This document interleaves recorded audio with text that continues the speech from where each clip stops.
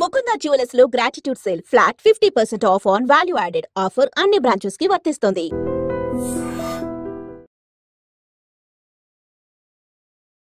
Welcome to I dream.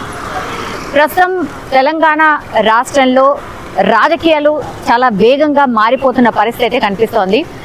ఎట్లా ఉంది situation రాష్ట్రంలో ఓవరాల్ గా పొలిటికల్ సినారియో ఎట్లా ఉంది? మనతో పాటున్నారు బీఆర్ఎస్ అధికార ప్రతినిధి కర్నె అరవింద్ గారు. నమస్తే. నమస్తే. ఎట్లున్నారు సార్? బాగున్నాం మేడం. ఓకే. చాలా రోజుల తర్వాత కలుస్తున్నాం కదా మేడం. చాలా రోజుల గ్యాప్ తర్వాత కలుస్తున్నాం కాబట్టి ఇప్పుడు రేవంత్ సర్కార్ వచ్చి 14 నెలలు అవుతోంది. ఎట్లుంది పరిపాలన? మేడం, ముందుగా మీకు ప్రపంచ మహిళా దినోత్సవ శుభాకాంక్షలు. థ్యాంక్ యూ మేడం, ఇవాళ పనివంతుడు పందిరేస్తే కుక్కర్తో దలగంగానే పందిరి కూలిపోయినటువంటి పద్ధతుల రేవంత్ రెడ్డి గారి సర్కారు తీరున్నటువంటి నేపథ్యాన్ని మీరు గమనిస్తూ ఉన్నారు. తెలంగాణ రాష్ట్రంలో గత 14-15 నెలల నుంచి ఏం జరుగుతున్నది అని అంటే ఒక వికృతమైనటువంటి రాజకీయ క్రీడ జరుగుతూ ఉన్నది తెలంగాణ రాష్ట్రంలో అనేటువంటి విషయాన్ని ఏ ఒక్కరిని అడిగినా కూడా చెప్పేటువంటి పరిస్థితిలో ఉన్నారు. అయితే నేను ముఖ్యంగా ఎందుకు ఈ మాట కూడా అంటా ఉన్నాను అనంటే, తెలంగాణ రాష్ట్రం గతంలో ఇవాళ మార్చి ఫస్ట్ వీక్లో మనం ఉన్నాం మేడం. మార్చి ఫస్ట్ వీక్లో మనం ఉన్నాం. కటక బంద్ చేసినట్టు కేసీఆర్ గారి సర్కారు ఉన్నప్పుడు 24 గంటల కరెంట్ ఎట్లా వచ్చింది, రైతులకు కానివ్వండి, లేదు అనుకుంటే మనకు గృహ అవసరాలకు, పరిశ్రమలకు, వీటన్నిటికీ కరెంట్ ఎట్లా వచ్చింది. ఇవాళ ఆయనకు వాక్శుద్ధి, చిత్తశుద్ధి, కార్యశుద్ధి లేకపోవడం ఇవాళ మీరు చూస్తూ ఉన్నారు. ఇవాళ మొదటి వారంలోనే ఇవాళ కరెంటు కోతలన్నీ కూడా మీరు చూస్తూ ఉన్నారు. అంతెందుకు మేడం, మీలాంటి టీవీ ఛానల్లో గతంలో జనరేటర్లు, కన్వర్టర్లు, ఇన్వర్టర్లు ఉండే, కానీ 10 సంవత్సరాల పాటు అవన్నీ కూడా తీసేసిండ్రు. ఇవాళ మీరు అన్నీ కూడా మళ్ళీ తెచ్చుకొని మీ దగ్గర కూడా పెట్టుకుంటున్నటువంటి నేపథ్యం ఉంది. ఇవాళ ముఖ్యంగా రైతు, నిజంగా రైతు ఏడ్చిన రాజ్యము, ఎద్దేడ్చిన వ్యవసాయము ముందల పడదు అని అంటారు మేడం. కానీ ఇవాళ రైతు ఎంత గోసపడుతూ ఉన్నాడో మీరు చూస్తూ ఉన్నారు. ఏ పంటలు ఎండిపోతున్నాయి చాలా చోట్ల, రైతులు చాలా కన్నీళ్లు పెట్టుకుంటూ చెప్తున్నారు. కొద్దిసేపు అన్నా, కొద్ది రోజులన్నా మాకు పంటలు ఇవ్వండి, చేతికి వస్తాయి అన్నటువంటి మాట చెప్తున్నారు. ఇది ఓవరాల్ గా తెలంగాణ మొత్తంగా ఉందా, లేకపోతే అక్కడక్కడ మాత్రమే ఉందా ఇట్లాంటి పరిస్థితి? మేడం, మీకు తెలిసిన గ్రామానికి అనబోండి, మీకు పరిచయం ఉన్నటువంటి ఊరికి అనబోండి, తెలంగాణ రాష్ట్రంలో ఇవాళ పంట వేసుకున్నటువంటి రైతు ఇవాళ హరిఘోషని వెళ్ళగలుగుతూ ఉన్నాడు. ఎందుకు అంటే రైతుకు పెట్టుబడి సహాయం లేదు, రైతుకు ఎరువులు లేవు, రైతుకు 24 గంటల కరెంటు లేదు. ఇవాళ రైతు పంట వేసుకుంటాను అంటే చివరిగా రైతుకు నీళ్లు ఇచ్చేటువంటి పరిస్థితిలో కూడా రైతుకు లేనటువంటి నేపథ్యం ఉన్నది. కాబట్టి ఇవాళ ఒకటి మేడం, ఇవాళ రైతు రాజును చేయాలి అనేటువంటి ఆలోచనేమో గత ప్రభుత్వంలో ఉండే. వాళ్ళ దానికి కొనసాగింపుగా మేము అనేక కార్యక్రమాలు కూడా అప్పుడు చేస్తున్నాం.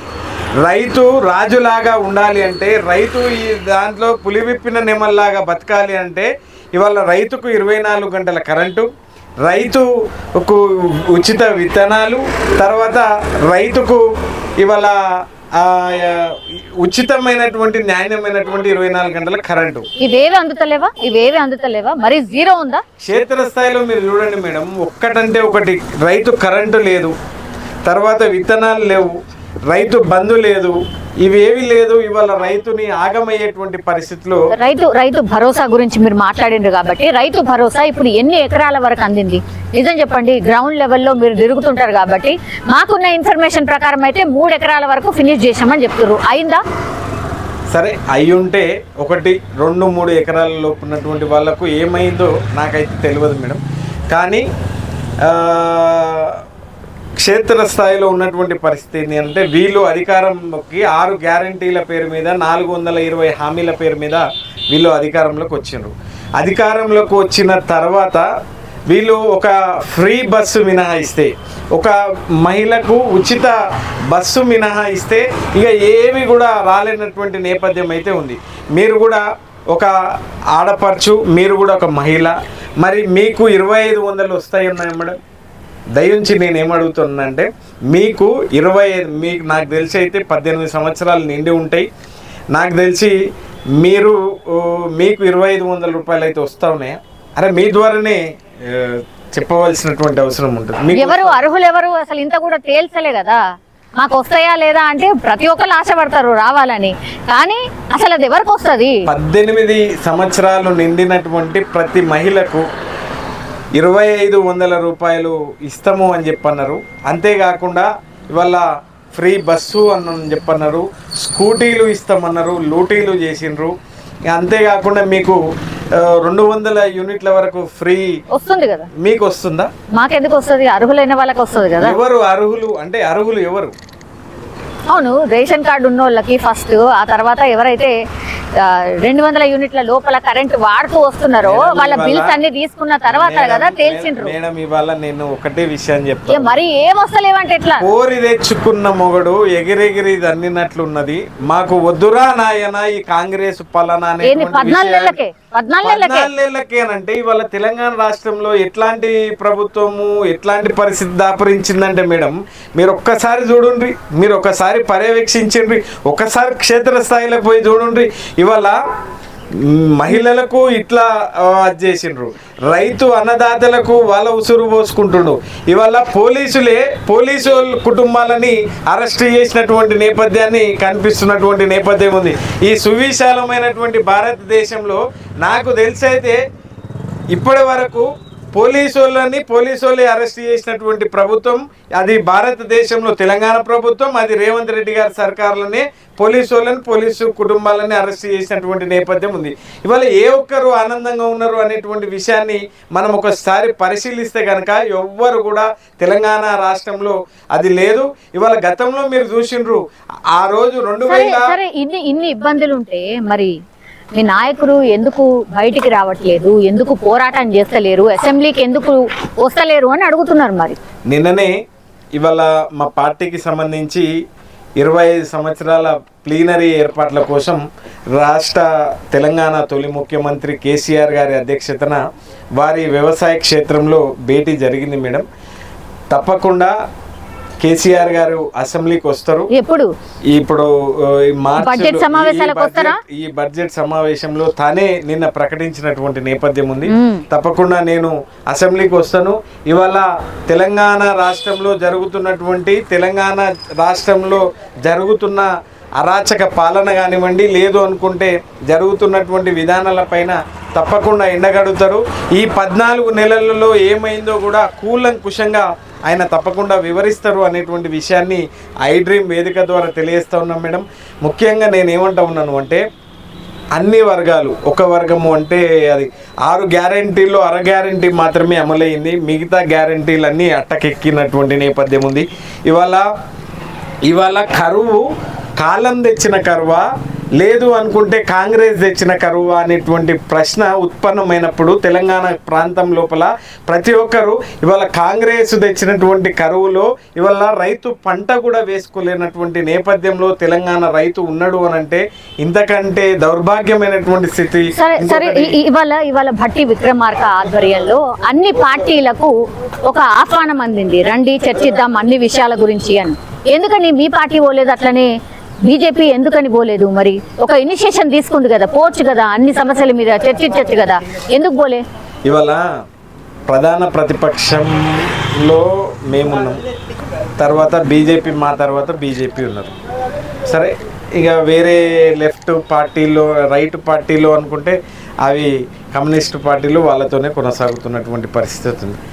నేను ఒక విషయాన్ని ఏమంటా ఉన్నాను అంటే భట్టి గారు ఆహ్వానించిన, ఉత్తమ్ గారు ఆహ్వానించిన, సీతక్క ఆహ్వానించిన, ఇంకెవరు ఆహ్వానించినప్పటికీ కూడా వాళ్ళు ఆహ్వానాల వరకు మాత్రమే ఆ పరిస్థితులు ఉన్నాయి.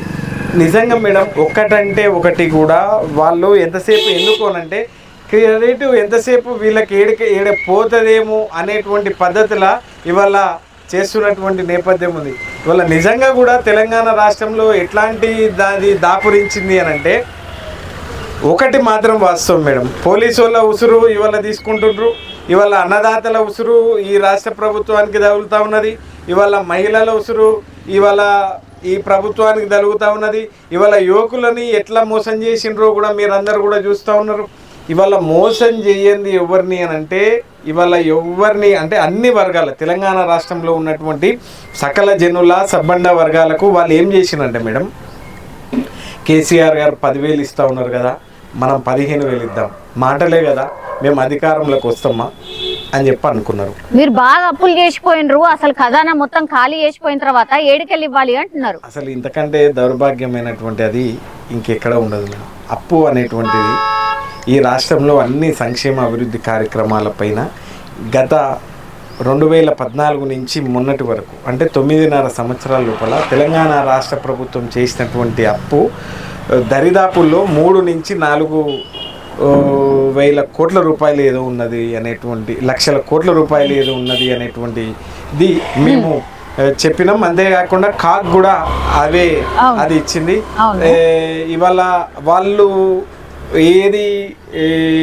వాళ్ళు ఏమని ఆరోపిస్తున్నారు అంటే 8 నుంచి 9 లక్షల కోట్ల రూపాయల అప్పు ఈ రాష్ట్రం చేసింది అనేటువంటి, అంటే అన్ని మీరు గమనిస్తే కనుక ఈయన అధికారంలోకి వచ్చినటువంటి ఫస్ట్ డే నుంచి ఇప్పటి వరకు కూడా అన్ని అబద్ధాలతోనే కొనసాగుతూ ఉన్నాయి. కానీ ఏ ఒక్కటి కూడా ఒక కన్స్ట్రక్టివ్గా ఇగో మీరు ఈ యొక్క సలహా మాకు ఇవ్వండి, తద్వారా ఇది జనాలకు ఉపయోగపడుతుంది, అది మేము తీసుకొని పోతాము అనేటువంటి ఏ ఒక్కటైనా ఈ 14 నెలల 15 నెలల కాలంలో కనిపించిందా మేడం? కాబట్టి గతంలో మీరు చేయలేదు, ఇప్పుడు కాంగ్రెస్ వాళ్ళు కూడా మేము ఎన్ని వర్గాలకు తెలుసా మేడం, ఇవాళ ఏమంటారు, ఒక తల్లి కడుపులో పడ్డప్పుడు బిడ్డ కడుపులో పడ్డప్పుడు కాడికెళ్ళి కాటికి పోయేటువంటి ముసలుల దాకా అన్ని వర్గాల ప్రజలకు సకల జనుల సబ్బండ వర్గాలకు ఇవాళ సమన్యాయం చేసినటువంటి పార్టీ అయితే తప్పకుండా సరే.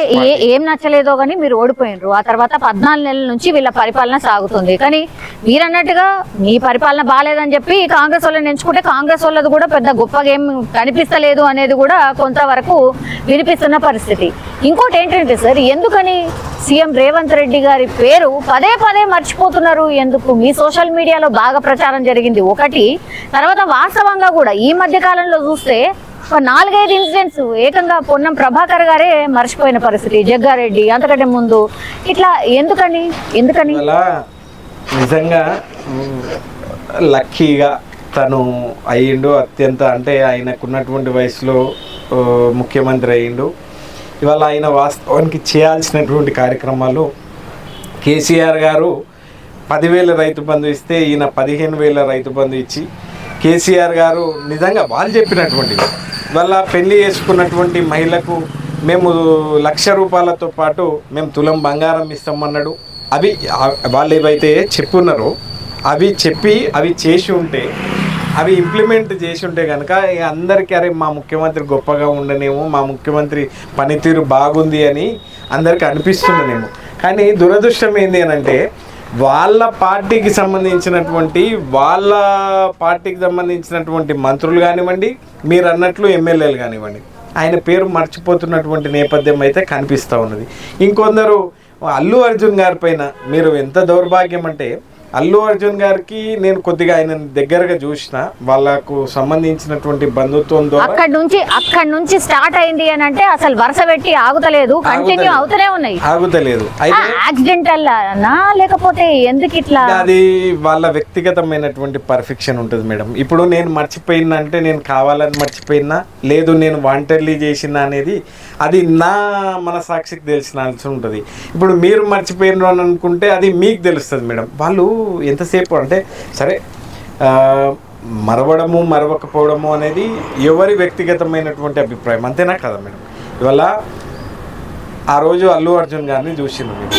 అల్లు అర్జున్ గారు మర్చిపోయినరు అని చెప్పి ఆయన పైన కక్ష కట్టి, ఆయన పైన కేసులు కట్టి ఇవాళ ఆయన జైల్లోకి కూడా పోయేటువంటి పరిస్థితిని తీసుకొచ్చినటువంటి నేపథ్యం ఈ ప్రభుత్వానికి ఉంది. అయితే కక్షగట్టుడు, కేసులు కట్టుడు, జైలను పంపుడు కాదు కదా మేడం ఈ ప్రభుత్వం. ఇవాళ మీకు గొప్ప అవకాశం ఇచ్చిండ్రు. నిజంగానే కేసీఆర్ గారు ఎంత గొప్పగా మేడం, పేదలింట్ల పెళ్లిరా, పేరుగల్ల పెళ్లిరా, దళిత బిడ్డల చెవ్వకు దర్జాగా పెళ్లిరా, ఆ పెళ్లి పెద్దన్న కేసీఆర్ ఆయరా, దేకో దేకో రే బాబా షేకు బాబా బేటి షాదీ షాదీ ముబారక్తో మురిసిపోయినటువంటి పల్లెలన్నీ ఇవాళ సరే మీకు అదృష్టానికి మీకు అవకాశం ఇచ్చిండ్రు, మీరు అన్నం మంటనైనా నిలబెట్టుకోవాలి కదా అనేటువంటి విషయాన్ని మేము అనేక సందర్భాల లోపల చేసినాం. కానీ ఒకటి తెలంగాణ ప్రజలకు ఏమర్థమైంది అని అంటే రాయి ఏంది రత్నం ఏంది అనేటువంటి విషయం మాత్రం తెలంగాణ ప్రజలకు అర్థమైంది మేడం.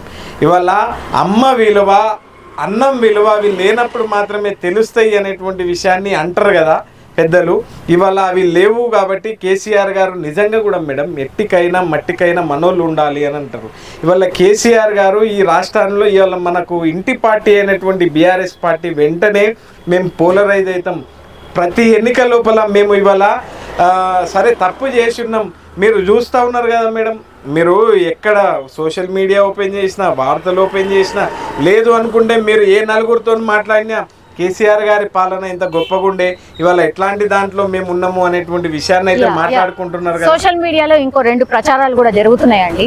ఇప్పుడు బీసీ ఉద్యమం చాలా పెద్ద ఎత్తున నడుస్తోంది. ఒకవైపేమో తెలంగాణ జాగృతి తరఫున కవిత గారు, ఇంకోవైపేమో ఇప్పుడు తీన్మార్ మల్లన్న ఎవరైతే సస్పెండ్ అయిందో కాంగ్రెస్ పార్టీ నుంచి, యాక్చువల్లీ దీని వెనకాలంతా మీ నాయకుడే కేసీఆర్ గారే ఉన్నారు అనేది కూడా ఒక ప్రచారం జరుగుతుంది. అట్లా జరుగుంటుందా? ఇవాళ కట్టే కొట్టే తెచ్చే టైప్ లో చెప్పండి, ఉన్నారా లేదా?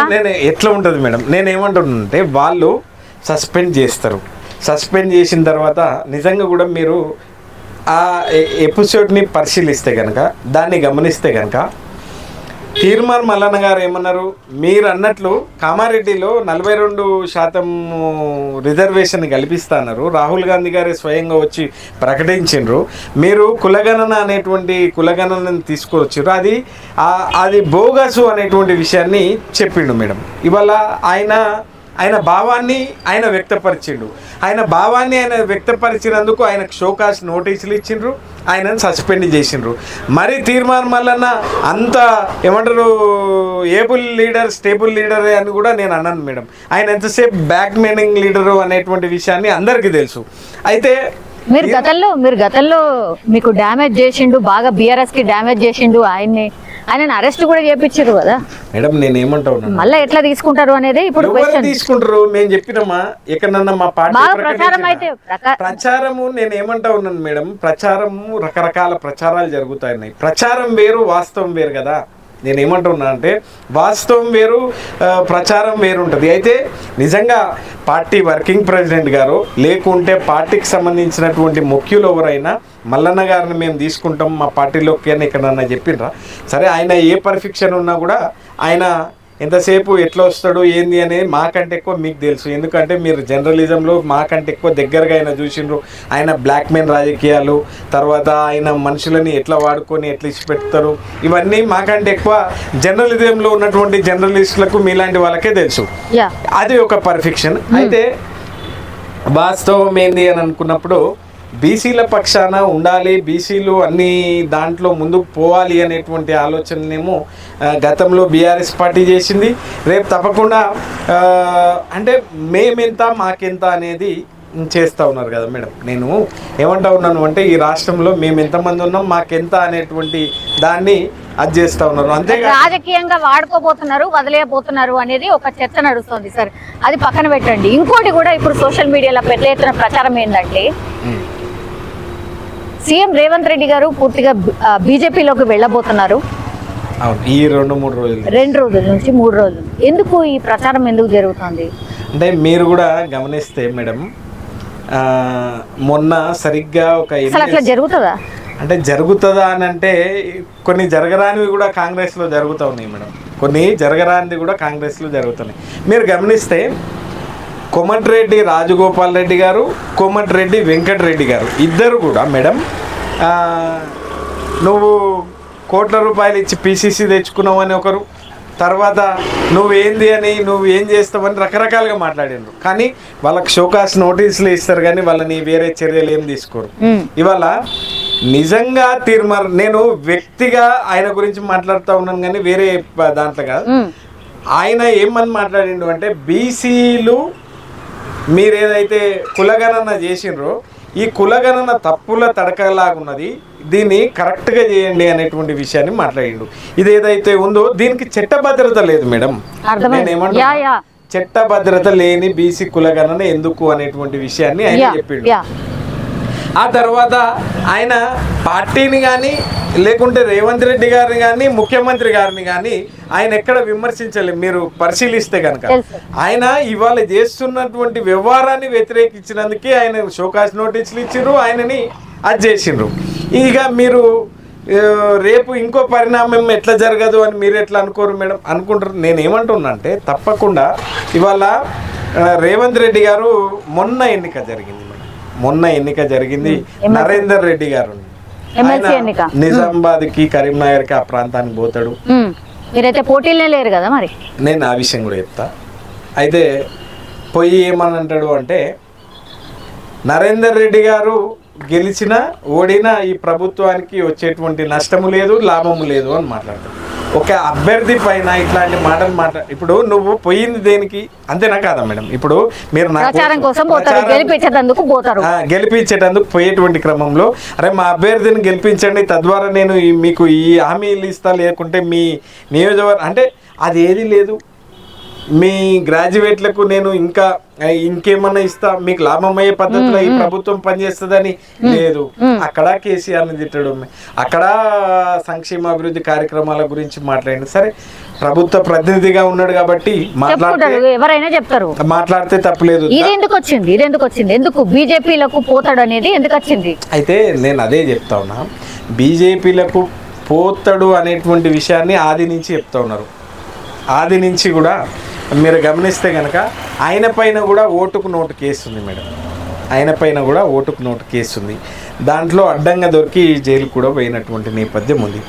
ఇవాళ నిజంగా బీజేపీలకు పోతాడా అని అనుకునేటువంటి ఆలోచన ఎవరికి వచ్చినా కనుక తప్పకుండా ఇక్కడ వీళ్ళందరూ సీనియర్లు అందరూ కూడా ఏకమై ఈ ప్రభుత్వాన్ని కూల్చేటువంటి క్రమంలో అటు పోయి మళ్ళీ నిల్చుంటాడు అనేటువంటి ఆలోచన కూడా క్షేత్ర స్థాయిలో అక్కడ వాస్తవం ఎంత అవాస్తవం ఎంత నాకు కూడా తెలియదు మేడం. దయచేసి నేనేమంటా ఉన్నాను అంటే, సామాన్య ప్రజలు క్షేత్రస్థాయిలో ఉన్నటువంటి వాళ్ళు కచీర్ల కాడ మాట్లాడుకుంటారు కదా, వాళ్ళు మాట్లాడుకునేటువంటి మాట చెప్తున్నా కానీ ఇక ఆడ వాళ్ళు ఆ పరిస్థితి ఉందా లేదా అది వాళ్ళ పార్టీ పర్ఫెక్షన్ మేడం.